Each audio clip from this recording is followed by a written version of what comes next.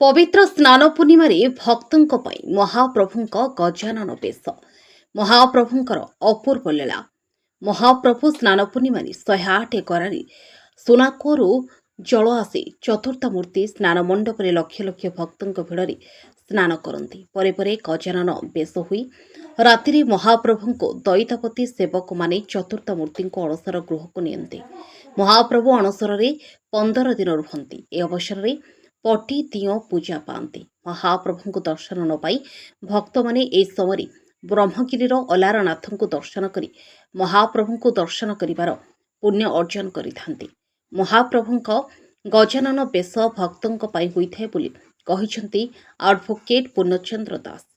ପୁରାଣ କଥାନୁସାରେ ମହାରାଷ୍ଟ୍ରର ଗଣେଶ ଭକ୍ତ ଗଣେଶ ଭଟ୍ଟ ମହାପ୍ରଭୁଙ୍କ ସ୍ନାନ ପୂର୍ଣ୍ଣିମାରେ ମହାପ୍ରଭୁଙ୍କୁ ଦର୍ଶନ କରିବା ପାଇଁ ଆସିଥିଲେ। କିନ୍ତୁ ସେ ମହାପ୍ରଭୁଙ୍କୁ ଦର୍ଶନ କରିଲେ, କିନ୍ତୁ ମହାପ୍ରଭୁଙ୍କୁ ଗଜାନନ ବେଶରେ ଦେଖିବାକୁ ନ ପାଇ ମନ ଦୁଃଖରେ ଚାଲି ଯାଇଥିଲେ। ମହାପ୍ରଭୁ ଭକ୍ତଙ୍କ ମନକୁ ଜାଣିପାରନ୍ତି, ତେଣୁ ଗଣେଶ ଭଟ୍ଟ ମନ ଦୁଃଖରେ ଫେରି ତୁଳସୀ ଚଉରାଠାରେ ହୋଇଥିବା ବେଳେ ମହାପ୍ରଭୁଙ୍କ ସ୍ୱପ୍ନାଦେଶ ହୋଇଥିଲା। ଗଣେଶ ଭଟ୍ଟ ସେହିପରି ଫେରିଆସି ସ୍ନାନ ମଣ୍ଡପରେ ମହାପ୍ରଭୁଙ୍କୁ ଗଜାନନ ବେଶ ଦର୍ଶନ କରି ଆନନ୍ଦିତ ହୋଇଥିଲେ। ସେବେଠାରୁ ସ୍ନାନ ମଣ୍ଡପରେ ମହାପ୍ରଭୁଙ୍କ ଗଜାନନ ବେଶ ହୋଇ ଆସୁଛି। ପୁରୀରୁ ରମେଶ ସାହୁଙ୍କ ରିପୋର୍ଟ, ଓଡ଼ିଶା 24 ନ୍ୟୁଜ୍। जय जगन्नाथ। गुरु ब्रह्मा गुरु विष्णु गुरुदेव महेश्वर गुरु साक्षात परम ब्रह्म तस्मै श्री गुरुवे नमः। मु एडवोकेट पूर्णदास फाउंडेशन अध्यक्ष, भक्ति अर्घ पत्रिकार संपादक। आज जो ज्येष्ठ पूर्णिमा उपरे महाप्रभु होउचंदी अनंत, तांको लीला अनंत, तांको रूप अनंत, तांको गुण अनंत, तांको महिमार पटांतर नाही। महाप्रभु श्रीक्षेत्र रे आसिक साक्षात विराजमान करिसेंती। महाप्रभुଙ୍କର एथरे सबु लीला मानवीय लीला एवं एठी महाप्रभुଙ୍କର जेते विभिन्न यात्रा उपयात्रा सब जाता मास हुए। द्वादश यात्रा भितरु स्नान यात्रा एक महान यात्रा उठे।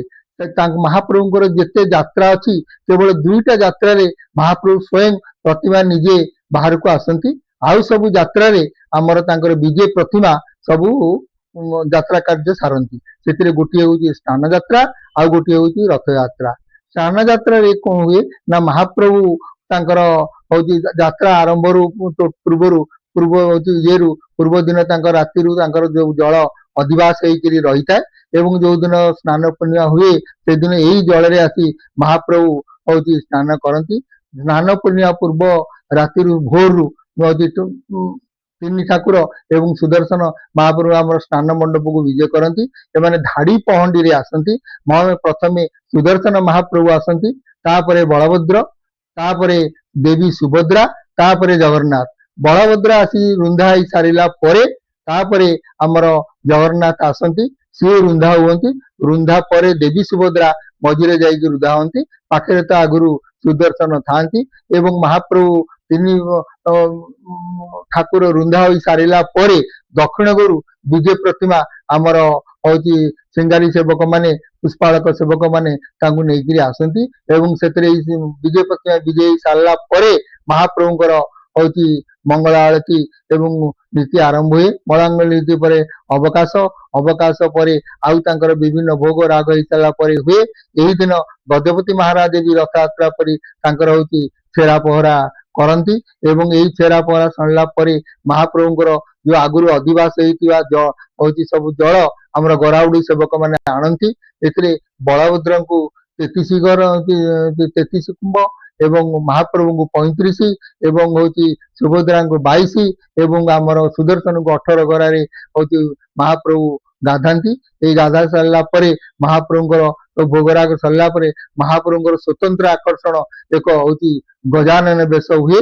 यही बेश एक हूँ देखिया सारा देश प्रदेश रु बहुत भक्त आसीतांती।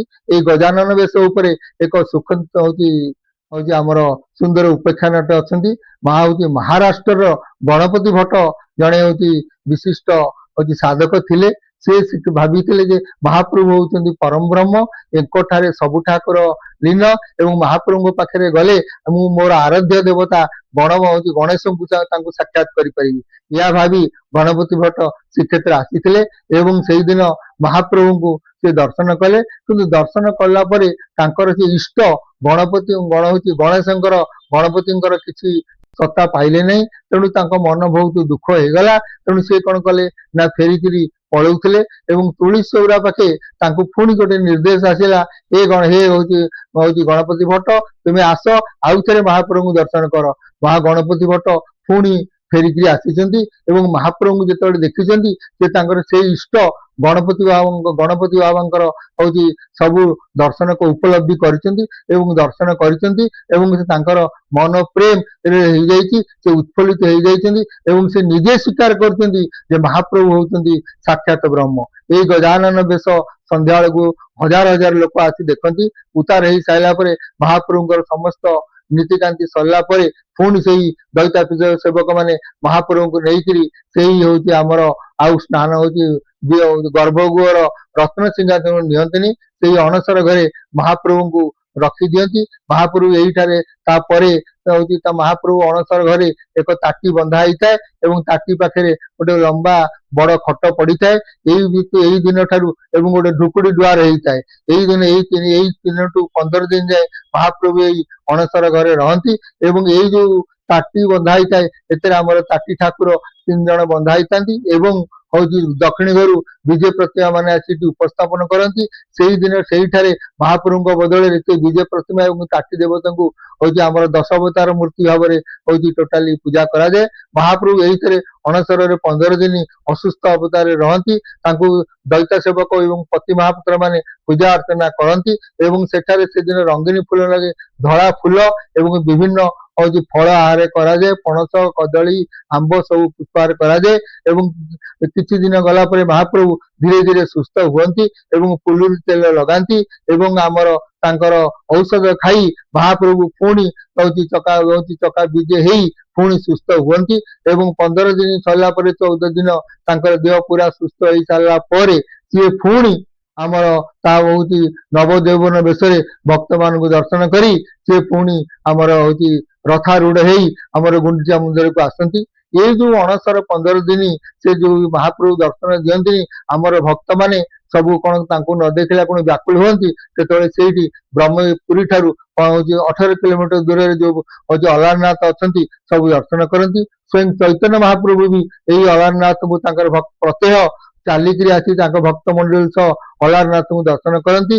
ହଉଛି ଶାସ୍ତ୍ର ପୁରାଣ କହେ ମହାପ୍ରଭୁଙ୍କୁ ଦର୍ଶନରେ ଯୋଉ ଫଳ ମିଳେ ମହାପ୍ରଭୁ ଆମର ଅଲାରନାଥଙ୍କୁ ଦର୍ଶନ କଲେ ସେଇ ଫଳ ମିଳେ ଏବଂ ଏଇ ଯୋଉ ସ୍ନାନ ଉପରେ ଆହୁରି ଅଛି, ସ୍ନାନ ପରେ ମହାପ୍ରଭୁ ଯୋଉ ହଉଛି ଗରାରେ ପାଣି ଆସେ ସେ ଆମର ଏଇ ଯୋଉ ଶୀତଳା ଠାକୁରାଣୀ ପାଖେ ଯୋଉ ସୁନା କୂଅ ଅଛି ସେଇ କୂଅରେ ହଉଛି ପାଣି ସେ କୂଅ ବର୍ଷ ସାରା କେହି ତାକୁ ୟୁଜ କରନ୍ତିନି ଏବଂ ଏଇ କୂଅରୁ ପାଣି ଆସି ଆମର ଅଧିବାସ ଘରେ ରହିଥାଏ।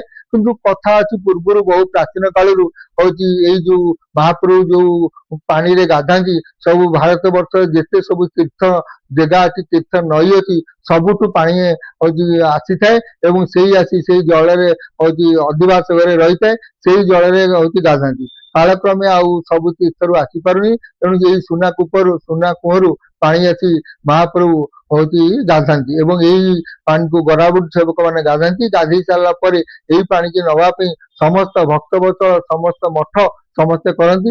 ଆହୁରି ଗୋଟେ ଉଲ୍ଲେଖଯୋଗ୍ୟ ଯେ ମହାପ୍ରଭୁଙ୍କର ଏଇ ଯୋଉ ଯେତେବେଳେ ବିଜେ ହେଇକିରି ଆସନ୍ତି ହଉଛି ସ୍ନାନ ମଣ୍ଡପକୁ ହଉଛି ରତ୍ନ ସିଂହାସନରୁ 7 ପାହାଚ ପାଖରେ ତାଙ୍କର ଯୋଉ ଦୁର୍ଲଭ ଟାହିଆ ବେଶ ହୁଏ ଏବଂ ରାଘବ ଦାସ ମଠ ଏଇ ଟାହିଆ ହଉଛି ଦିଆଯାଏ ଏବଂ ଏଇ ଟାହିଆ ପ୍ରସ୍ତୁତି ଅକ୍ଷୟ ତୃତୀୟା ଠାରୁ ଏଇ ମଠରେ ଆରମ୍ଭ ହୁଏ। ଏ ଟାହିଆ ବଡ କମନୀୟ।